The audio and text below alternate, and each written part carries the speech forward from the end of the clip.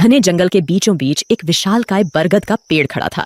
इस पेड़ की शाखाओं पर दिन भर कई प्रकार के पक्षियों का चहचहाना सुनाई देता था। जंगल के तमाम पक्षी इस बरगद पर विश्राम करने आते थे और कुछ ने तो इसे अपना स्थायी निवास बना लिया था।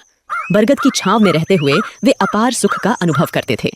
जब हम किसी जगह या व्यक्ति के साथ लंबे समय तक रहते हैं तो हमें उनसे लगाव हो जाता है। यही हाल इन पक्षियों का था जिन्हें बरगद से गहरा प्रेम हो गया था।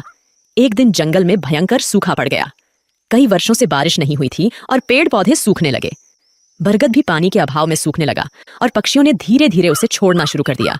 अंततः जब बरगद पूरी तरह सूख गया और उसकी शाखाएं टूटकर गिरने लगीं, तो वहां रहने वाले सभी पक्षी दूसरे स्थानों पर चले गए। केवल एक बूढ़ा गिद्ध ही वहां रह गया। उसने देखा कि उसके सभी साथी पक्षी पेड़ छोड़कर चले गए हैं। कुछ पक्षियों ने उससे भी चलने को कहा, लेकिन उसने इनकार कर दिया। बूढ़े गिद्ध ने सोचा, मेरा जन्म इसी पेड़ पर हुआ है, मैं इसी पर बड़ा हुआ हूं। इस पेड़ ने मुझे जीवन के सारे सुख दिए हैं। आज जब यह पेड़ संकट में है तो मैं इसे छोड़कर कैसे जा सकता हूं। यह पेड़ मेरे लिए माता पिता जैसा है। मैं इस पेड़ को छोड़कर नहीं जाऊंगा, चाहे कुछ भी हो जाए। जो लोग अपने माता पिता को बुढ़ापे में छोड़ देते हैं वे बड़े स्वार्थी होते हैं। गिद्ध ने निश्चय किया कि वह मरते दम तक इस पेड़ का साथ नहीं छोड़ेगा। समय बीतता गया और पेड़ दीमक से ग्रसित होकर और भी कमजोर हो गया, लेकिन गिद्ध फिर भी उसे नहीं छोड़ा। वह दिन में अपना भोजन ढूंढने के बाद शाम को उसी सूखे हुए पेड़ पर लौट आता था। कई दिन इसी तरह बीत गए। जो पक्षी पेड़ को छोड़कर चले गए थे, उन्होंने सोचा, गिद्ध काका अभी भी उस सूखे पेड़ पर रह रहे हैं। वे सब उसे समझाने के लिए वापस आए और उससे बोले, गिद्ध काका, यह पेड़ अब मर चुका है। इसे छोड़कर किसी सुरक्षित जगह पर चलिए। यह पेड़ कभी भी गिर सकता है और आपकी जान भी जा सकती है। लेकिन गिद्ध ने कहा, भाइयों, यह पेड़ मेरे माता पिता के समान है। मैं इसी पर बड़ा हुआ हूं और इस पेड़ ने मुझे जीवन के सारे सुख दिए हैं। मैं इसे इस कठिन समय में नहीं छोड़ सकता। यह मेरी सबसे बड़ी खुदगर्जी होगी। गिद्ध की बातें सुनकर पक्षी निराश हो गए और लौट गए।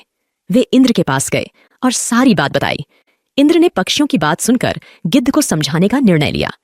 इंद्र ने गिद्ध से कहा, हे गिद्धराज, यह पेड़ अब बहुत कमजोर हो चुका है। इसकी शाखाएं गिर चुकी हैं और इस पर एक भी हरा पत्ता नहीं बचा है। अगर यह पेड़ गिर गया तो आपकी जान भी जा सकती है। इसलिए इसे छोड़कर किसी सुरक्षित जगह पर चले जाइए। हे भगवान, जब मेरा जन्म हुआ था मेरे माता पिता मुझे इसी पेड़ पर छोड़ गए थे। मैं इस पेड़ पर बड़ा हुआ हूं और इसी पर रहते रहते बूढ़ा हो गया हूं। आज जब यह पेड़ संकट में है तो मैं इसे छोड़कर कैसे जा सकता हूं। मैं मरते दम तक इस पेड़ का साथ नहीं छोड़ूंगा। इंद्र गिद्ध की निष्ठा देखकर प्रसन्न हो गए और बोले, मैं तुम्हें वरदान देना चाहता हूँ। बताओ तुम्हें क्या चाहिए। हे भगवान, मुझे वरदान नहीं चाहिए। इस पेड़ को वरदान दीजिए ताकि यह फिर से हरा भरा हो जाए और इसकी आयु बढ़ जाए। इससे हजारों पक्षियों का भला होगा। इंद्र ने गिद्ध की बात मान ली और पेड़ को फिर से हरा भरा बना दिया। पूरे जंगल में बारिश हो गई और जंगल के सभी पेड़ पौधे फिर से हरे भरे हो गए। जो जीव जंतु जंगल छोड़कर चले गए थे वे फिर से लौट आए। सभी पक्षी बरगद पर आकर चहचहाने लगे और गिद्ध काका की सेवा करने लगे। इस प्रकार गिद्ध ने अपने जीवन के आखिरी दिन सुखपूर्वक बिताए। हमें भी इस कहानी से यह सीख मिलती है कि हमें अपने अपनों का बुरे वक्त में कभी साथ नहीं छोड़ना चाहिए, विशेषकर अपने माता पिता का। वे हमारे जीवन दाता हैं और हमें पालने पोसने में उन्होंने जो कठिनाइयां सही हैं, उनका बुढ़ापे में सहारा बनना हमारा कर्तव्य है। बहुत समय पहले की बात है। समुद्र के किनारे एक छोटी सी गौरैया अपने घोंसले में रहती थी। एक दिन उसने 2 अंडे दिए।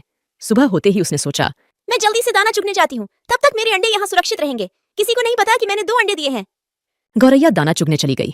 उसे दाना चुगने में शाम हो गई, लेकिन जब वह वापस आई तो उसने देखा, अरे मेरे अंडे कहाँ गए? यहाँ तो कोई भी नहीं है। उसने देखा कि समुद्र हंस रहा है। गौरैया ने पूछा, समुद्र, क्या तुमने मेरे अंडे लिए हैं? तुम हंस क्यों रहे हो? मुझे सच सच बता दो, मेरे अंडे कहाँ हैं? तुमने ही मेरे अंडे चुराए हैं। मेरे अंडे वापस करो। समुद्र ने जवाब दिया, नहीं, मैंने तुम्हारे अंडे नहीं लिए। मैं क्यों तुम्हारे अंडे लूंगा? मुझे तुम्हारे अंडे चुराकर क्या मिलेगा? मुझे नहीं पता तुम्हारे अंडे कहाँ हैं। मुझे परेशान मत करो, खुद ही ढूंढ लो अपने अंडे। समुद्र की बात सुनकर गौरैया को गुस्सा आ गया। उसने कहा, अगर तुमने मेरे अंडे वापस नहीं किए तो मैं तुम्हें पूरा सुखा दूंगी।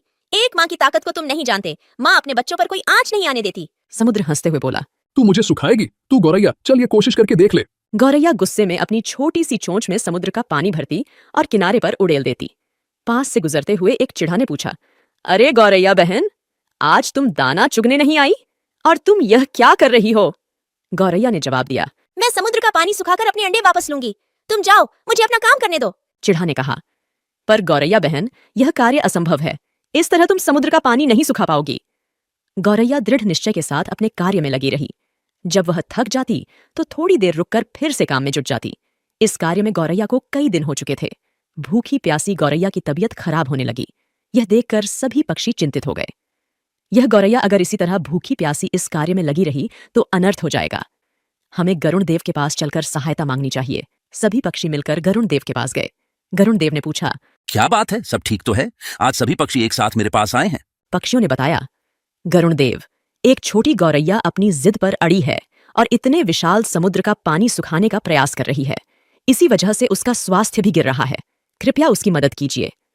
गरुण देव समुद्र तट पर गौरैया के पास गए और बोले, गौरैया, मेरी चोंच थोड़ी बड़ी है, क्या इस कार्य में मैं तुम्हारी कुछ सहायता करूं? नहीं गरुण देव, आप मेरी वजह से परेशान मत होइए। ये मेरी लड़ाई है, मैं इसे खुद लड़ूंगी। मुझे कोई मदद नहीं चाहिए। गरुण देव ने सोचा, बच्चों की वजह से यह चिड़िया किसी की नहीं सुनेगी। इसके लिए अंडों को ढूंढने से ज्यादा महत्वपूर्ण कोई कार्य नहीं है। मुझे भगवान श्री हरि के पास जाना होगा और उनसे विनती करनी होगी। गरुण देव भगवान विष्णु के पास गए और प्रार्थना की, हे नारायण, आपकी जय हो। कृपया हमारी सहायता कीजिए। एक नन्ही गौरैया समुद्र का पानी सुखाने की ठान बैठी है, जो कि संभव नहीं है। उसका स्वास्थ्य भी गिर रहा है। पक्षीराज गरुण, मैं इस गौरैया के दृढ़ निश्चय से बहुत प्रसन्न हूँ। हे समुद्र देव, आप पीछे हट जाइए और गौरैया को उसके अंडे लेने दीजिए। आज एक माँ अपने बच्चों की रक्षा के लिए कोई भी जोखिम उठाने के लिए तैयार है, इसलिए मैं गौरैया के साथ हूँ। आपको पीछे हटना होगा और गौरैया के अंडे उसे लौटाने होंगे। समुद्र ने भगवान विष्णु की आज्ञा मानी और पीछे हट गया। गौरैया ने खुशी खुशी अपने अंडे निकाल लिए। समुद्र ने कहा, गौरैया, मुझे माफ कर दो, आज तुम्हारा विश्वास जीत गया। गौरैया ने गर्व से कहा, मैंने कर दिखाया, मेरे अंडे मुझे वापस मिल गए। नारद, तुम तो हमेशा भ्रमण करते रहते हो, कोई ऐसी घटना बताओ जिससे तुम चौंक गए हो। प्रभु, मैं अभी अभी जंगल से आ रहा हूं। वहां मैंने एक अद्भुत घटना देखी। एक गाय दलदल में फंसी हुई थी और उसे बचाने वाला कोई नहीं था। तभी वहां से एक चोर गुजरा। उसने गाय को फंसा हुआ देखा, लेकिन रुका नहीं। उल्टे उसने गाय पर पैर रखकर दलदल पार किया और आगे बढ़ गया। कुछ दूर जाकर उसे एक सोने का सिक्का मिल गया। भगवान विष्णु मुस्कुराते हुए पूछे, फिर क्या हुआ नारद? थोड़ी देर बाद वहां से एक वृद्ध साधु भी गुजरा। उसने गाय को बचाने की पूरी कोशिश की। पूरे शरीर का जोर लगाने के बाद उसने गाय को बचा लिया, लेकिन जैसे ही वो आगे बढ़ा, एक गड्ढे में गिर गया और उसे चोट लग गई। प्रभु, यह किस प्रकार का न्याय है? नारद, जो हुआ वह सही हुआ। चोर की किस्मत में उस दिन खजाना लिखा था, लेकिन उसने पाप किया, इसलिए उसे सिर्फ एक ही सिक्का मिला।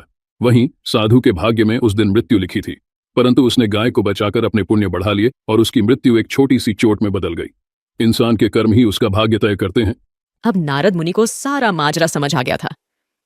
प्रभु, अब मुझे समझ में आया। हमें हमेशा अपने जीवन में अच्छे कर्म करते रहना चाहिए। उसका फल हमें किसी न किसी रूप में अवश्य मिलता है। बिल्कुल नारद, यही जीवन का सच्चा मार्ग है। प्राचीन समय में राजा जनक की पुत्री सीता से जुड़ी अनेक कथाएं प्रसिद्ध हैं।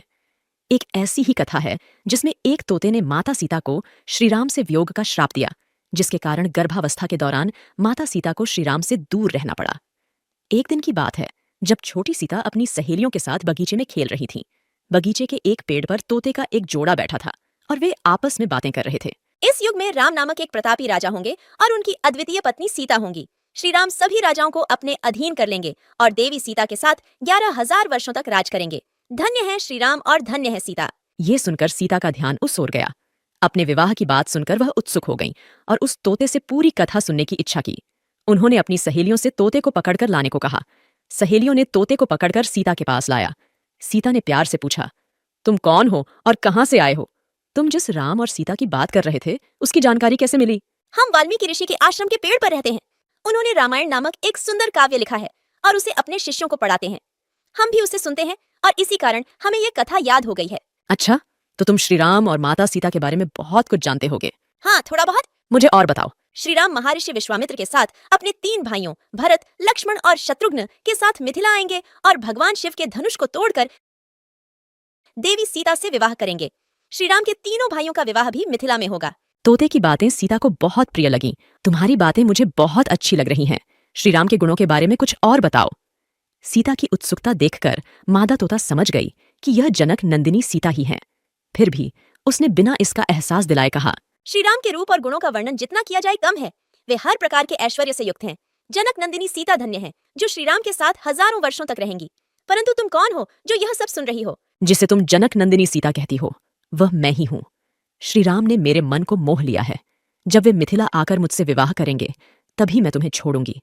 तुम मेरे महल में सुखपूर्वक जीवन बिताओ। हम वन में रहने वाले पक्षी हैं और स्वच्छंद विचरण पसंद करते हैं। महल में हमें सुख नहीं मिलेगा।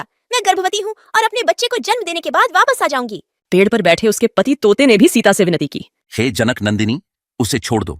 वह गर्भवती है और महल में नहीं रह सकती। दोनों तोते सीता से उन्हें छोड़ने की मिन्नतें करते रहे, परंतु सीता अपनी जिद पर अड़ी रही। तोते की पत्नी का वियोग असहनीय हो रहा था और वह क्रोधित हो गई। उसने श्राप देते हुए कहा, गर्भावस्था में मुझे तुम अपने पति से अलग कर रही हो, इसलिए मैं तुम्हें श्राप देती हूँ कि गर्भावस्था में तुम्हें भी अपने पति से अलग होना पड़ेगा। इतना कहकर मादा तोता राम राम कहकर मर गई।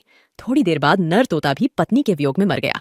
कहा जाता है कि यही तोता अगले जन्म में धोबी बना और उसके लांछन के कारण ही माता सीता को श्री राम से दूर होना पड़ा था।